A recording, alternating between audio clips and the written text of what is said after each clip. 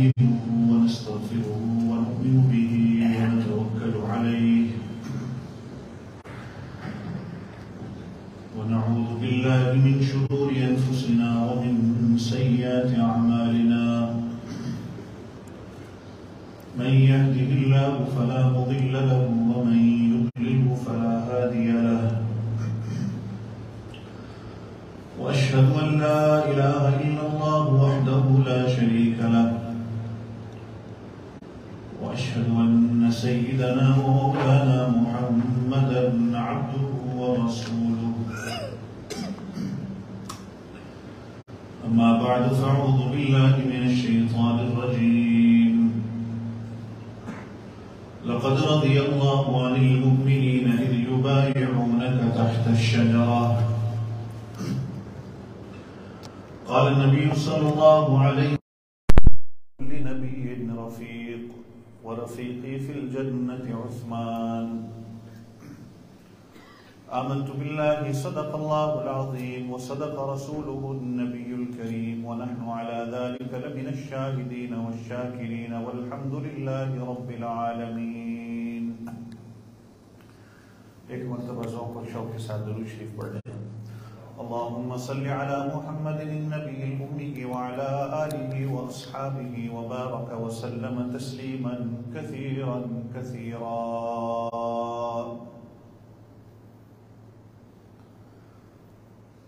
تمام تعریفیں اللہ رب العزت کے لیے جو میرا آپ سب کا کل جہاں کا پروردگار ہے. بے شمار بے حساب لا تعداد درود و سلام امام الانبیاء فخر دو عالم سید کائنات حضرت محمد الرسول اللہ صلی اللہ علیہ وسلم کی ذات اقدس پر، آپ کے گھر والوں پر اور آپ کے تمام صحابہ پر.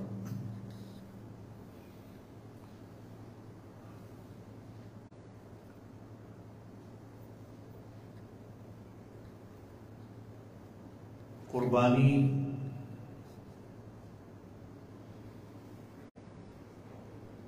ایک عظیم الشان عبادت پائے تکمیل کو پہنچی. دعا کریں کہ اللہ رب العزت تمام عالم اسلام کی قربانیوں کو اپنے دربار میں منظور و مقبول فرمائے.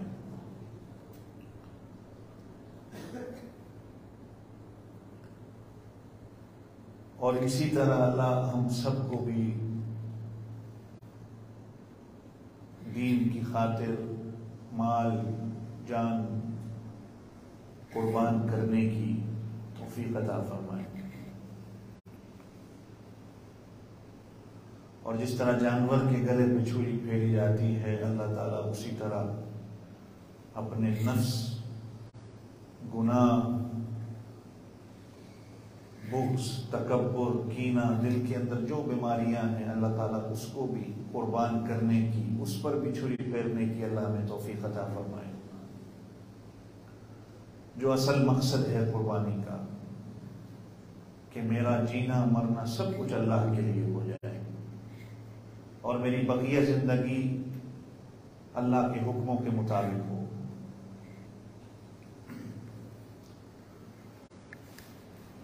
اسی ذوالحجہ کے مہینے میں کل جو 18ویں اس کی گزری ہے، سن 35 ہجری میں حضرت عثمان غنی رضی اللہ عنہ کی شہادت ہوتی ہے.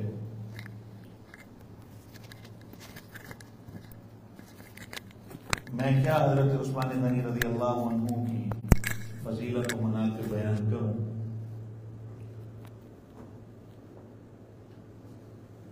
لوگ لکھ گئے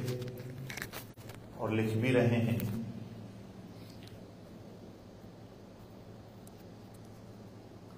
قرآن پاک میں اللہ تعالیٰ نے حضور پاک صلی اللہ علیہ وسلم کی دل کی مضبوطی کے لیے ایک آیت کریمہ اللہ ارشاد فرماتے ہیں وَكُلًّا نَقُصُّ عَلَيْكَ مِنْ أَنْبَاءِ الرُّسُلِ مَا نُثَبِّتُ بِهِ فُؤَادَكَ.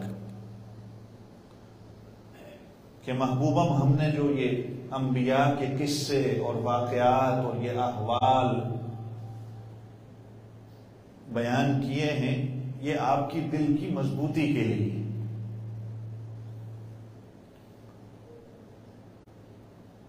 تو جس سے پتہ یہ چلتا ہے کہ قرآن پاک میں انبیاء کے قصے ہوں، کوئی تاریخی واقعات ہوں، یہ دل کی مضبوطی کے لیے ہوتے ہیں، ایمان کو مضبوط کرنے کے لیے ہوتے ہیں۔ اور اسی طرح حضور پاک صلی اللہ علیہ وسلم کا ارشاد کہ البرکۃ مع اکابرکم، کہ برکت تمہارے بڑوں کی معیت کے اندر ہے، کہ انسان اگر برکت ڈھونڈتا ہے تو اس کو اپنے بڑوں کے درمیان بیٹھنا پڑتا ہے۔ اور اسی طرح حضرت عبداللہ بن مسعود رضی اللہ عنہ مشکات شریف میں ان کا قول ہے کہ اگر کسی کے پیچھے چلنا ہے تو وہ صرف اور صرف صحابہ کرام رضوان اللہ تعالی علیہ مجمعین کی جماعت ہے، کہ اس لیے کہ یہ وہ جماعت ہے کہ جن کو اللہ نے نفاق سے بری کیا، اور اللہ نے ان کو میرے اور آپ کے لیے معیار حق بنا دیا۔ فَإِنْ آمَنُوا بِمِثْلِ مَا آمَنْتُمْ بِهِ فَقَدِ اهْتَدَوْا، ایمان لانا ہے تو یہ صحابہ تمہارا ایمان کا معیار ہے۔ تو گویا قرآن پاک بھی یہی گواہی دے رہا ہے کہ وَكُلًّا نَقُصُّ عَلَيْكَ مِنْ أَنْبَاءِ الرُّسُلِ مَا نُثَبِّتُ بِهِ فُؤَادَكَ، یہ انبیاء کے قصے، یہ تاریخی واقعات، ان کے احوال تمہارے دل کو مضبوط کرنے کے لیے۔ حدیث بھی یہی کہتی ہے، صحابہ کا قول بھی یہی کہتا ہے۔ تو حضرت عثمان غنی رضی اللہ عنہ کی شان بڑے بڑے لوگ کر گئے، کر رہے ہیں، آئندہ بھی کریں گے، لیکن ان کی زندگی سے چند واقعات جو میرے اور آپ کے لیے سبق ہیں، کہ حضرت عثمان غنی رضی اللہ عنہ وہ صحابی رسول ہیں کہ جن کو بردبار، حوصلہ مند کہا جاتا ہے، کہ جن کے لیے حضور پاک صلی اللہ علیہ وسلم کیا بلکہ آسمان کے فرشتے بھی جن سے حیا کرتے تھے۔ بخاری شریف کی روایت میں آتا ہے نا کہ حضرت عثمان غنی رضی اللہ عنہ جب داخل ہوئے کمرے کے اندر تو آپ صلی اللہ علیہ وسلم نے اپنے کپڑے ٹھیک کیے، تو ام المومنین عائشہ رضی اللہ عنہ کہتی ہیں کہ میں نے کہا کہ حضرت ابو بکر کے لیے، حضرت عمر کے لیے آپ نے اس طرح نہ کیا، تو آپ صلی اللہ علیہ وسلم نے فرمایا کہ عائشہ میں کیسے اس سے حیا نہ کروں کہ جس سے آسمان کے فرشتے بھی حیا کرتے ہیں۔ حضرت عثمان غنی رضی اللہ عنہ کے بارے میں آتا ہے کہ جب حضور پاک صلی اللہ علیہ وسلم کے ہاتھ میں اپنا ہاتھ دے دیا،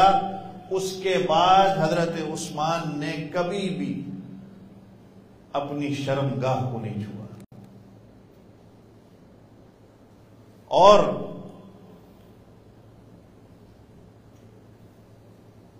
حیا ان کی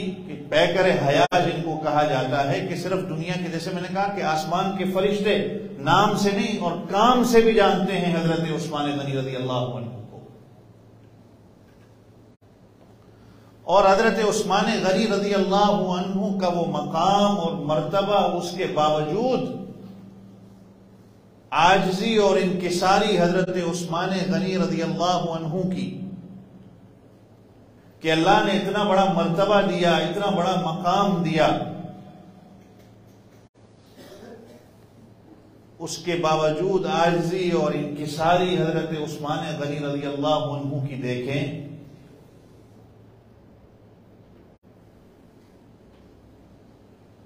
کہ جب آپ نے بھی اکثر و بیشتر سنا ہوگا کہ حضرت عثمان غنی رضی اللہ عنہ کے بارے میں کہ جب قبر کا ذکر ہوتا تو حضرت عثمان غنی رضی اللہ عنہ اتنا روتے کہ داڑھی مبارک تر بتر ہو جاتی. تو کسی نے کہا کہ جب آخرت کا ذکر آتا ہے، جب دوزخ کا ذکر آتا ہے، تو ہم نے آپ کو اس طرح کبھی نہیں دیکھا، لیکن جب قبر کا ذکر آتا ہے تو آپ اتنا زیادہ روتے ہیں، آہو بکا ہوتی ہے. تو حضرت عثمان غنی رضی اللہ عنہ فرمایا کرتے تھے کہ ھذا اول منزلۃ من منازل الآخرہ، یہ آخرت کی منزلوں میں سے سب سے پہلی منزل ہے. جو اس کو پار کر گیا وہ آگے نجات پا جائے گا، اور جس کی یہاں پکڑ ہو گئی وہ آگے بھی نہیں بچ پائے گا.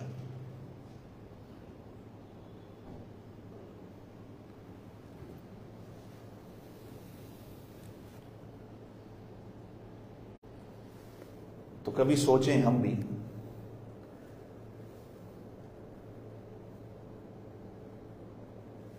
ہم تو روز یا اکثر و بیشتر جنازگاہوں کی طرف جاتے ہیں، بلکہ میت کو اتارنے بھی جاتے ہیں، لیکن کبھی سوچا ہے کہ ایک وقت آنا ہے کہ میں اس کی جگہ پہ ہوں گا جس کو قبر میں ڈالا جا رہا ہے،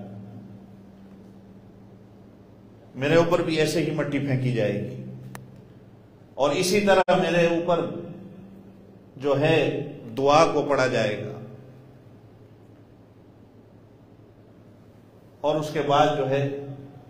مجھے بھی چھوڑ کے سب نے چلے جانا ہے. اس بھول میں نہ رہنا کہ آپ کو پیچھے یاد رکھیں گے، یہ باتیں ختم ہو گئی ہیں. اولاد بھی آپ کو یاد رکھ لے تو بہت بڑی بات ہے. رشتہ دار تو رشتہ دار ہی صحیح نا، اولاد آپ کو یاد رکھ لے، یہ اولاد بھی آج وہ اولاد نہیں رہی جو آپ کو یاد کرے گی. میری عمر آپ لوگوں سے بہت چھوٹی ہے، لیکن اس سوسائٹی میں رہ کے یہ تجربات ہمیں بھی ہو چکے ہیں کہ اس سوسائٹی کے اندر کیا ہو رہا ہے.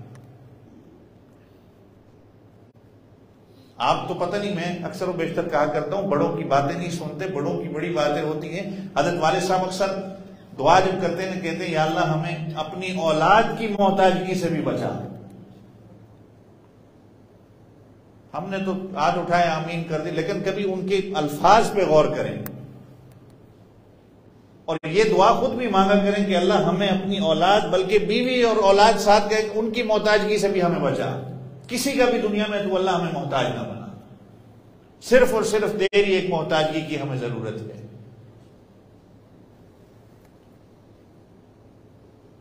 باقی سب نے چلے جانا ہے، چھوڑ کے جانا ہے. آپ کے اپنے اعمال نے آپ کے کام آنا ہے، کسی نے کام نہیں آنا. ایک دن، 2 دن، 3 دن بیٹھ جائیں گے، دعا کر لیں گے، قرآن پڑھ لیں گے، اس کے بعد سال کوئی بھی آپ کو پوچھنے نہیں آئے گا.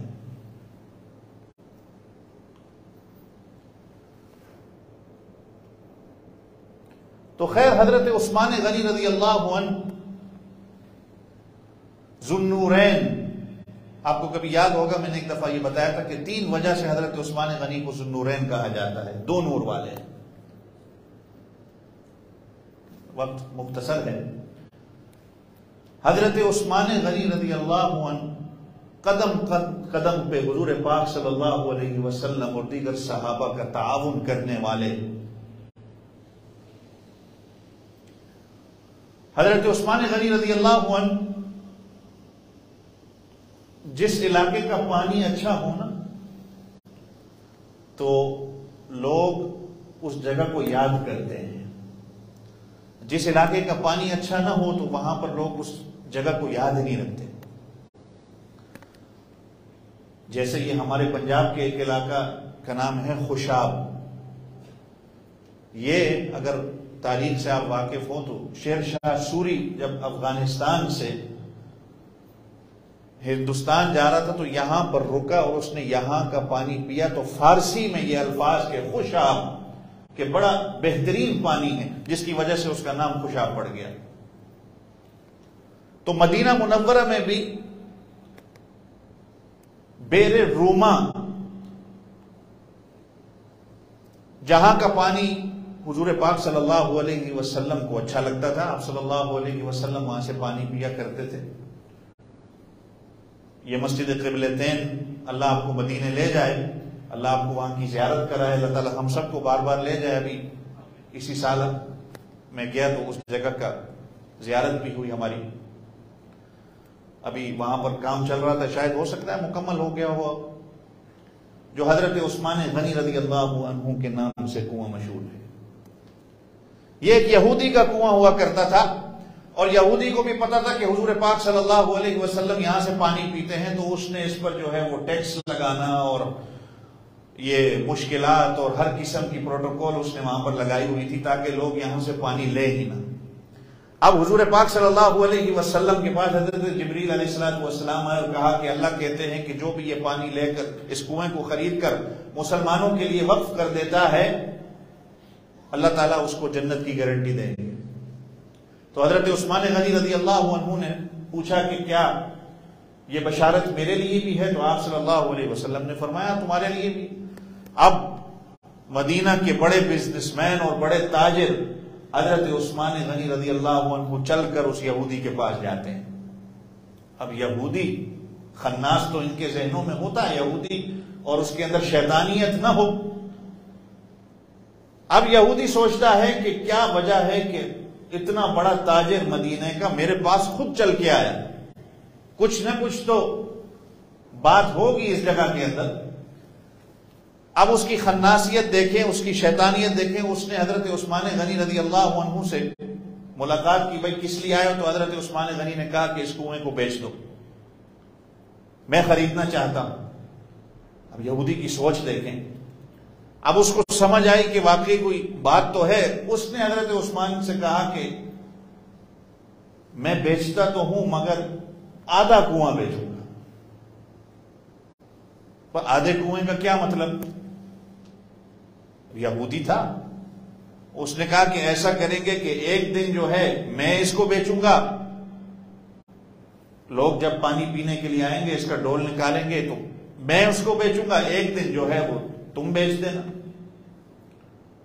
تو میں منہ مانگی قیمت لوں گا، ایک دن میری باری ہوگی دوسرے دن تمہاری باری ہوگی۔ اس کے تو ذہن میں یہ تھا کہ حضرت عثمان غنی شاید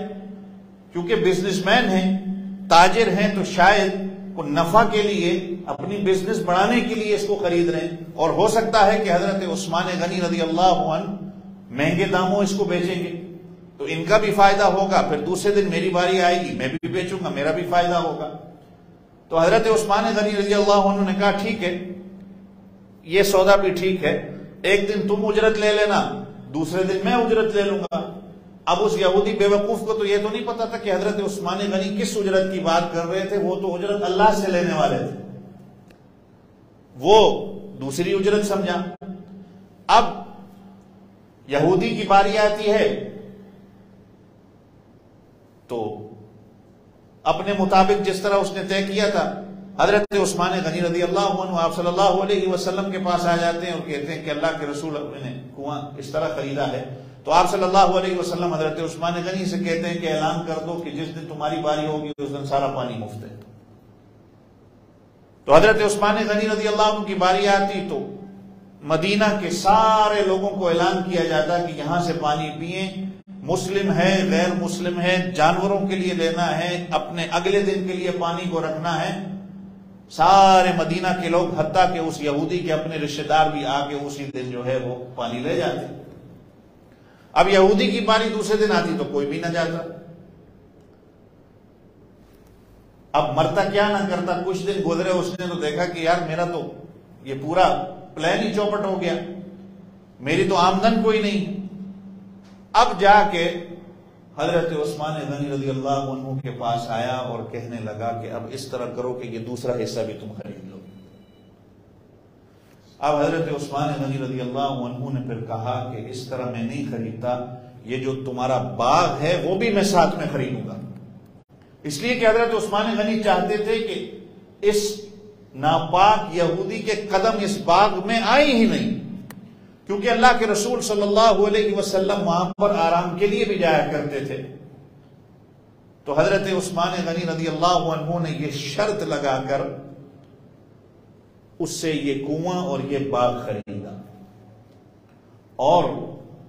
حضرت امام اعظم ابو حنیفہ رحمۃ اللہ علیہ نے بزنس کی اصطلاح جو یہ بزنس ہوتی ہے اس میں ایک یہ پوائنٹ بے بشرط جس کو کہا جاتا ہے حضرت عثمان کی اس دلیل سے جائز قرار دیا ہے کہ اگر آپ کسی کو کچھ بیچتے ہیں اور اگر وہ بندہ کہتا ہے کہ میں یہ خریدوں گا تیرے سے اس نیت پر کہ ساتھ مجھے کوئی اور چیز بھی بیچ، مثال کے طور پہ کوئی پلاٹ بیچ رہا ہے یا کوئی اور زمین بیچتا ہے، وہ کہتا ہے اس کے ساتھ یہ حصہ بھی ہے وہ بھی مجھے بیچ، تو یہ شرط لگانا جائز ہے۔ یہ یہاں سے دلیل حضرت امام اعظم ابو حنیفہ رحمۃ اللہ علیہ نے لی ہے۔ اب مسلمانوں کے لیے وقف کیا جاتا ہے اس کنویں کو، اور آج تک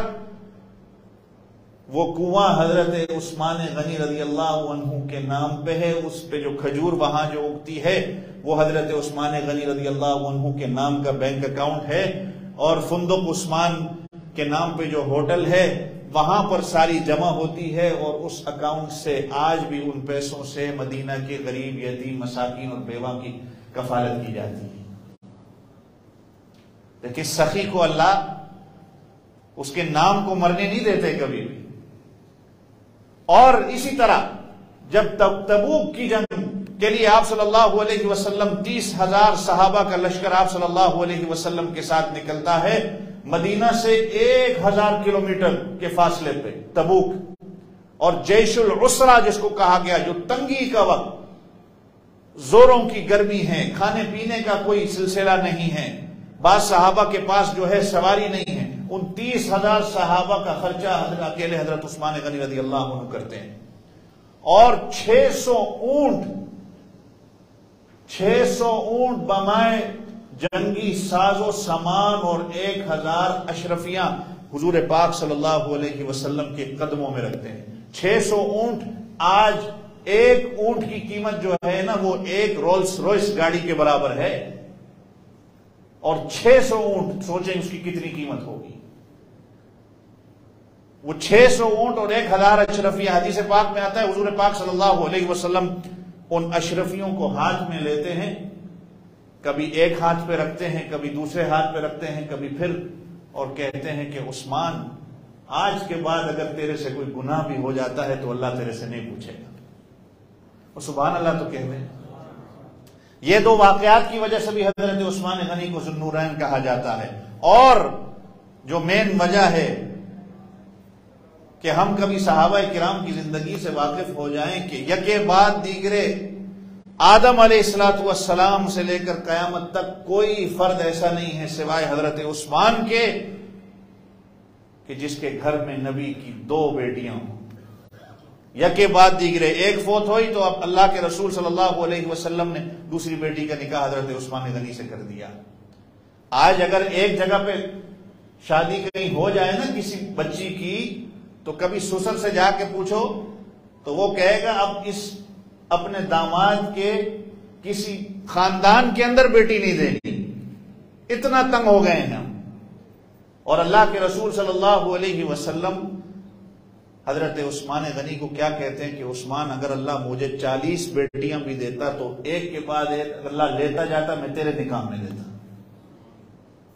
یہ حضرت عثمان غنی کا مرتبہ اور مقام ہے۔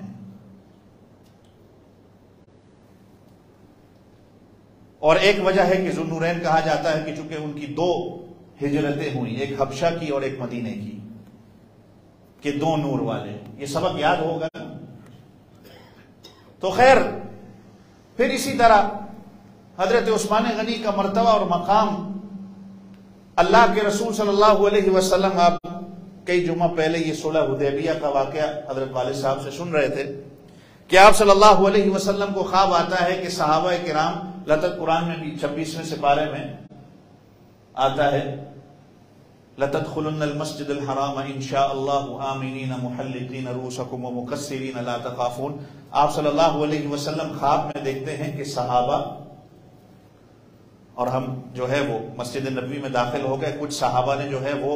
قصر کیا، جو بالوں کا کٹوانا ہوتا ہے، اور کچھ نے جو ہے وہ بالکل ٹرن کروا دی۔ عمرہ کے بعد جو جائز ہوتا ہے بندہ احرام سے نکلنے کے لیے، تو خیر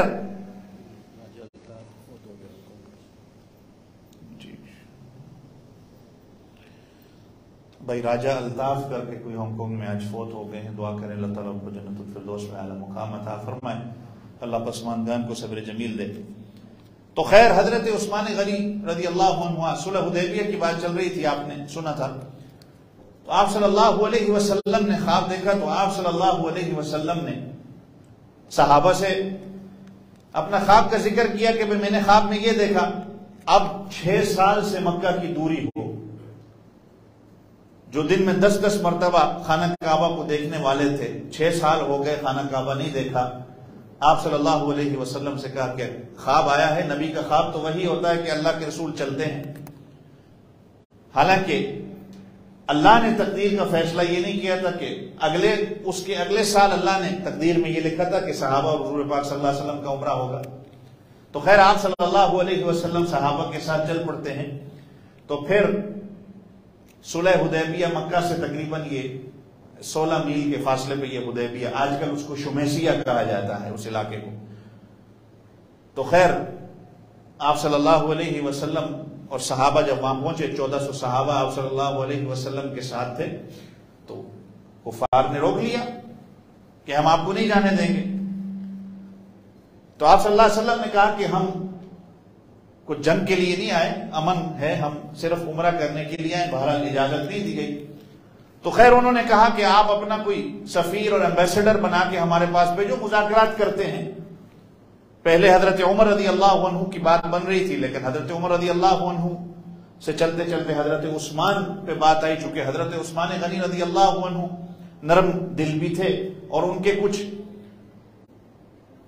رشتہ دار مکہ میں بھی تھے۔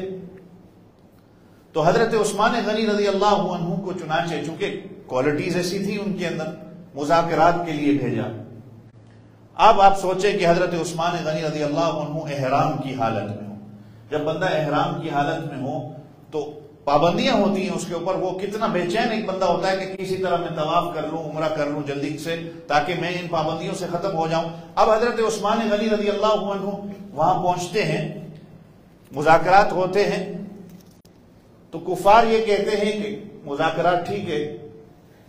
ہوتے رہیں گے، اور کچھ ہو بھی جاتے ہیں کہ آپ اگلے سال آئیں گے، اگلے سال آپ لوگ عمرہ کر لیں گے، ہمارے مذاکرات ہوتے رہیں گے، آپ جو ہے نا اپنا عمرہ ادا کر لو۔ کفار حضرت عثمان غنی رضی اللہ عنہ سے کہتے ہیں، اور ادھر صحابہ جو ہے وہ حدیبیہ میں موجود ہیں، ان کو جانے نہیں دیا جا رہا۔ تو صحابہ حضور پاک صلی اللہ علیہ وسلم سے کہتے ہیں کہ اللہ کے رسول، عثمان وہاں طواف کر رہا ہوگا، اب صحیح کر رہا ہوگا، صفا مروہ پہ جا رہا ہوگا۔ تو آپ صلی اللہ علیہ وسلم فرمانے لگے کہ میرا دل کہتا ہے کہ عثمان میرے بغیر طواف نہیں کرے گا۔ اور ادھر حضرت عثمان غنی رضی اللہ عنہ کو وہ کہہ رہے ہیں کہ طواف کر لو، عمرہ کر لو۔ اب احرام کی حالت میں ہیں، تو عشق پھر ایسا ہی ہوتا ہے نا کہ جب تک محبوب نے نہ کیا ہو تو جو ہے میں کیسے کر لوں۔ تو حضرت عثمان غنی رضی اللہ عنہ کعبے کی طرف دیکھ رہے ہیں لیکن طواف نہیں کرتے، نظر کعبے کی طرف ہے، اور یہ کہتے ہیں کہ تیرا تعارف جو ہے مجھے اللہ کے رسول نے کرایا ہے، تیری حرمت مجھے اللہ کے رسول صلی اللہ علیہ وسلم کی وجہ سے پتہ چلی ہے، تیرا تقدس مجھے حضور پاک صلی اللہ علیہ وسلم کی وجہ سے پتہ چلا۔ اللہ کے نبی طواف نہ کر سکتے ہو تو میں کیسے کروں؟ یہ جو گزشتہ کئی جمعوں سے حضرت والد صاحب عشق کی بات کر رہے تھے کہ پتہ نہیں آپ لوگ سنتے ہیں یا سوتے ہیں، مجھے سمجھ نہیں آتی شاید، کہ عشق یہ نام ہی، حج اور عمرہ یہ نام ہی عشق کا ہے۔ اللہ نے کہا یہ کرنا ہے تو کرنا ہے، جس طرح حضرت ابراہیم علیہ السلام کو خواب میں آیا تو اللہ کا حکم آیا تو چل پڑے۔ عقل میں اور آپ استعمال کرنا شروع کر دیتے ہیں کہ بھائی یہ کام ہم نے کیوں کرنا ہے، لیکن جو محبوب ہوتا ہے، کہ جب جو عاشق ہوتا ہے، جب محبوب اس کو کہہ دے یہ کرنا ہے وہ کرنا ہے۔ اب یہاں پر حدیبیہ میں آپ صلی اللہ علیہ وسلم اور صحابہ کے درمیان یہ بات مشہور ہو جاتی ہے کہ حضرت عثمان غنی رضی اللہ عنہ کو قتل کر دیا گیا ہے، شہید ہو گئے۔ یہ وہ حدیبیہ کی بیت رضوان جس کو کہا جاتا ہے کہ 1400 صحابہ کو آپ صلی اللہ علیہ وسلم درخت کے نیچے بٹھا کے کہتے ہیں آؤ میرے ہاتھ پہ بیعت کرو. آپ صلی اللہ علیہ وسلم اپنا ہاتھ رکھتے ہیں، وہ 1400 صحابہ کا ہاتھ ہوتا ہے، اور آپ صلی اللہ علیہ وسلم اپنا ہاتھ پھر اوپر رکھ کر کہتے ہیں کہ یہ عثمان کا ہاتھ ہے. یہ مقام و مرتبہ ہے حضرت عثمان غنی رضی اللہ عنہ کا کہ آپ صلی اللہ علیہ وسلم کہتے ہیں کہ یہ عثمان کا ہاتھ ہے. گویا اس ایک عثمان کی وجہ سے آپ صلی اللہ علیہ وسلم کہتے ہیں کہ ہم اپنے بھائی کے خون کا بدلہ لیں گے.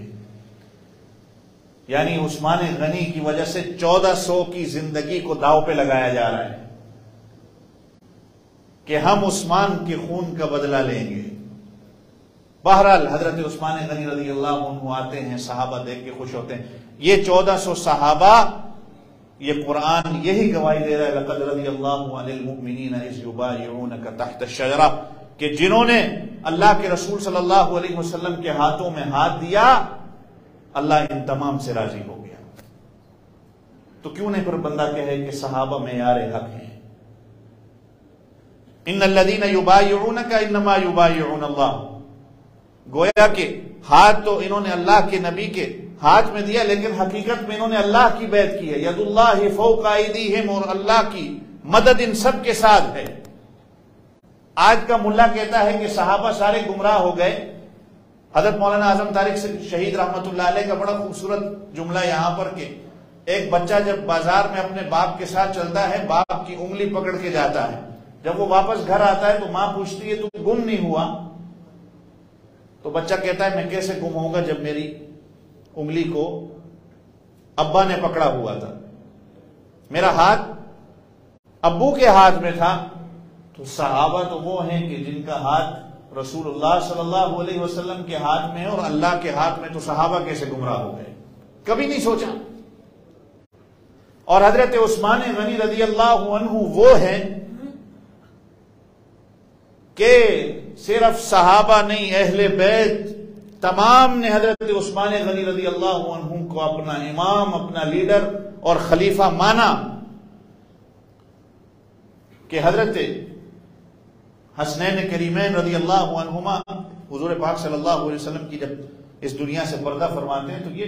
چھوٹے بچے تھے. حضرت ابوبکر کے دور میں بھی چھوٹے تھے. حضرت عمر کے دور میں حضرت حسنین کریمین کی شادی ہوتی ہے، اور جب حضرت عثمان غنی رضی اللہ عنہ کا دور آتا ہے تو ماشاءاللہ چڑھتی جوانی حضرت حسنین کریمین کی ہوتی ہے. اور حضرت عثمان غنی رضی اللہ عنہ کی کمانڈری میں، ان کے حکم میں تبرستان جو فتح ہوتا ہے وہ حضرت حسنین کریمین حضرت عثمان کے حکم پہ جاتے ہیں. تو جب اہل بیت اس کی گواہی دے رہے ہو حضرت عثمان غنی رضی اللہ عنہ کی خلافت کی، تو کیسے بندہ جو جاہل کہتا ہے کہ حضرت عثمان غنی رضی اللہ عنہ کی خلافت جو ہے وہ غصب شدہ تھی؟ جن کو تم کہتے ہو کہ ہم ان کو مانتے ہیں، مانتے تو خیر ان کو بھی نہیں ہو، وہ جب حضرت عثمان غنی رضی اللہ عنہ کی خلافت کو مان رہے ہیں، جب ان کے حکم پر وہ تبرستان کو فتح کرتے ہیں، تو حضرت عثمان غنی رضی اللہ عنہ کا مقام و مرتبہ بلند و بالا کہ اللہ کے رسول صلی اللہ علیہ وسلم نے جن کو دنیا میں جنت کی بشارت دی، اور حضرت عثمان غنی رضی اللہ عنہ آج یہ جمعے کا دن پورے مسلمانان عالم میں یہ جو جمعہ کی 2 اذانیں ہوتی ہیں یہ حضرت عثمان غنی رضی اللہ عنہ کے دور میں شروع ہوتی ہیں. حضرت ابوبکر کے دور میں نہیں، حضرت عمر کے دور میں نہیں، حضرت عثمان غنی کے دور میں جب تعداد لوگوں کی کثیر ہو جاتی ہے تو حضرت عثمان غنی رضی اللہ عنہ سوچتے ہیں کہ اللہ کا قرآن کہتا ہے فَاسْعَوْا إِلَىٰ ذِكْرِ اللَّهِ وَذَرُوا الْبَيْعَ، جمعہ کے لیے کہ اپنے کاروبار کو چھوڑ دو اور اللہ کے ذکر کی طرف آ جاؤ، دوڑ لگاؤ. اب حضرت عثمان غنی رضی اللہ عنہ سوچتے ہیں کہ اگر لوگوں کی تعداد بڑھ رہی ہے مسجدوں کے اندر، مؤذن جب اذان دیتا ہے اور اللہ کہتے ہیں کہ مسجدوں کی طرف آؤ اور اپنے کاروبار کو چھوڑو، اور لوگ اپنے کاروبار کے اندر موجود ہوں تو یہ سارے کے سارے گنہگار ہوں گے. تو چنانچہ حضرت عثمان غنی رضی اللہ عنہ یہ فیصلہ کرتے ہیں ایک اذان پہلے دی جائے گی. جو تاجر ہیں، جو بزنس مین ہیں، جو اپنے کام کاج کر رہے ہیں، ان کو پتا ہوگا کہ پہلی اذان جو ہے مسجدوں کا رخ کرنے کی ہے، اور دوسری اذان جب وہ مسجد کے اندر موجود ہوں گے تو تب دی جائے گی، لہذا گنہگار کوئی نہیں ہوگا. اب یہ میرے اور آپ کے اوپر ہے کہ ہم کون سی اذان پہ آتے ہیں. آپ کہیں گے یہ تو اللہ کے رسول صلی اللہ علیہ وسلم کی سنت نہیں، مسنون عمل نہیں، حضرت عثمان نے شروع کیا. تو یہ بھی سنت ہے. وہ کیوں کہ آپ صلی اللہ علیہ وسلم کی حدیث علیکم بسنتی وسنت الخلفاء الراشدین المہدیین، میری سنت اور میرے خلفاء راشدین کی سنت، ان کو لازم پکڑنا ہے کہ یہ جو کام کر رہے ہیں اگر تم اس کو فالو کرو گے تو گویا اسی طرح ہے کہ جس طرح تم نے میری سنت پر عمل کیا ہے. تو ان کو دیکھ کر آپ صلی اللہ علیہ وسلم کے ساتھ محبت کو دیکھ کر کفار مکہ اس وقت کے کہا کرتے تھے ما رأیت احدا کما یحب احدا کما اصحاب محمد محمدا، کہ ہم نے آج تک دنیا میں ایسا بندہ کوئی نہیں دیکھا کہ جس کی محبت دوسرے شخص سے اتنی زیادہ ہو جتنی اصحاب محمد کو حضور پاک صلی اللہ علیہ وسلم سے تھی. اور میرے بھائیوں، دنیا میں کہا جاتا ہے کہ شہید زندہ ہوتا ہے، اور شہید جب اللہ کے ہاں قیامت والے دن آئے گا تو اس کی شہادت کی گواہی کہیں وہ علاقہ دے گا، کہیں تلوار ہوگی، کہیں لوگ ہوں گے. حضرت عثمان غنی رضی اللہ عنہ وہ شخص ہیں کہ جن کی شہادت کی گواہی اللہ کا قرآن دے گا. اور بحمد اللہ میں نے ازبکستان میں ہم نے اس قرآن کی زیارت بھی کی کہ جہاں حضرت عثمان غنی رضی اللہ عنہ کے خون کے قطرے ہیں، جس کو لائبریری کے اندر رکھا ہوا ہے. پہلے سے پارے کی آیت فَسَيَكْفِيكَهُمُ اللَّهُ وَهُوَ السَّمِيعُ الْعَلِيمُ، جہاں حضرت عثمان غنی رضی اللہ عنہ کے خون کے نشان ہیں. اب دنیا میں شور اٹھ رہا ہے، جیسے یہ سویڈن میں اگلے دن یہ واقعہ ہوا. جذبات مسلمانوں کے مجروح ہوتے ہیں، اس میں کوئی شک نہیں ہے، لیکن اس کے اندر ایک حقیقت یہ ہے کہ اللہ کو تمہارے جذبات اللہ نہیں دیکھتا. یہ دیکھو کہ میرا قرآن پر عمل کتنا ہے، میں کتنا قرآن کے اوپر عمل کر رہا ہوں. آزادی کے نام پہ وہ لوگ تو جو کر رہے ہیں ایک شیطانیت ملک کے اندر، پوری دنیا کے اندر ایک فساد برپا کرنا، منافقت جس کو کہا جاتا ہے کہ کہتے ہیں کہ یہ آزادی کے نام پر ہے، فریڈم آف ایکسپریشن کے نام پہ، حالانکہ اسی ملک کے اندر اگر آپ بادشاہ کو گالی دیتے ہو تو آپ کو 2 سال کی سزا ہوتی ہے، اسی ملک کے جھنڈے کو آپ جلاتے ہو تو آپ کو 2 سال کی سزا ہوتی ہے. یہ فرانس ہو گیا، ڈنمارک ہو گیا، یہ دیگر جو سارے آس پاس کے ملک ہیں، ان کے ملک کے جھنڈے کو آپ جلاتے ہو تو آپ کو سزائیں دی جاتی ہیں. منافقت ہے. حقیقت یہ ہے کہ قرآن کو چیلنج نہیں کیا جا سکتا، وہ تو اللہ کا قرآن خود کہہ رہا ہے کہ اگر تمہارے میں اتنی ہمت ہے تو لے آؤ اس کی طرح کچھ. اور جو اس کے علماء ہیں، اسکالر ہیں، جا کے ان کے ساتھ تم اس پر چیلنج کرو. ان کو چیلنج نہیں کیا جا سکتا تو اسی قسم کی حرکت ہوتی ہے. اور اس قسم کی حرکت ہونے کے بعد مسلمان، ظاہری بات ہے ان کے جذبات مجروح ہوتے ہیں. اس کے لیے جو بھی سلسلہ ہوتا ہے، بائیکاٹ ہوتا ہے یا پروٹیسٹ ہوتا ہے، ٹھیک ہے، لیکن کرنے کا کام اصل یہ ہے کہ قرآن کبھی بیٹھ کے اب یہ سوچو کہ میں اس کے بعد اپنی اولاد کو قرآن پڑھانے والا بن جاؤں. اگر ایک قرآن جلایا ہے، اللہ نے اگر مجھے 4 بیٹے دیے ہیں تو چاروں کو میں حافظ بناؤں. یہ نہیں کیا جا سکتا. اس پر محنت میں کروں. میں ایک قرآن خرید کر اپنی طرف سے کسی اور غیر مسلم کو دے دوں، میں لوگوں کو قرآن ہدیہ کر دوں. بچی ہے،